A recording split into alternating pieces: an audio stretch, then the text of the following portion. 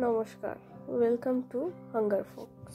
আজকে আপনাদের জন্য বেঙ্গলি স্টাইল ঝিঙে আলু পোস্ত। প্রথমে একটা কড়াইতে তেল গরম করবেন, তাতে পেঁয়াজ কুচি, কাঁচা লঙ্কা কুচি দিয়ে একটুখানি ভেজে নেবেন যাতে একটু লালচে রং ধরে।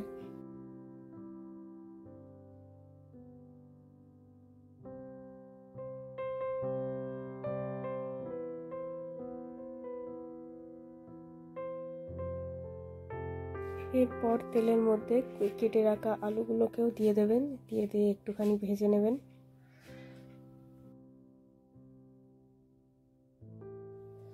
এরপর আলুগুলোকে ভাজা হয়ে গেলে তার মধ্যে কেটে রাখা ঝিঙেগুলোকে দিয়েও সেগুলোকে ভালো করে ভাজবেন যতক্ষণ না কাঁচা ভাবটা চলে যাচ্ছে। এরপর একে একে নুন, হলুদ দিয়ে সেটাকে ভালো করে মিশিয়ে নেবেন। একটু জিরে গুঁড়ো দিয়ে দিলাম।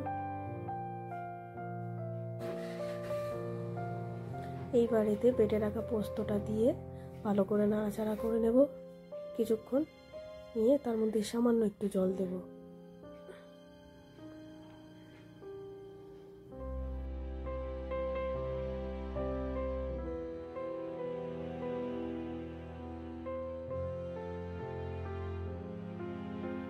এরপর এতে পরিমাণ মতন জল দিয়ে ভালো করে নেড়ে চেড়ে খানিকক্ষণ চাপা দিয়ে রাখতে হবে।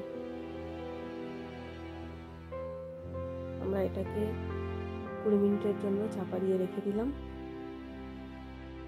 20 থেকে 25 মিনিট পরে ঢাকাটা সরিয়ে দেখবেন, যদি বেশি জল থাকে তাহলে জলটাকে মেরে নেবেন, নাহলে এমনই নামিয়ে সার্ভ করবেন বেঙ্গলি স্টাইল ঝিঙে আলু পোস্ত। একবার ট্রাই করে দেখুন, অসম্ভব সুন্দর খেতে।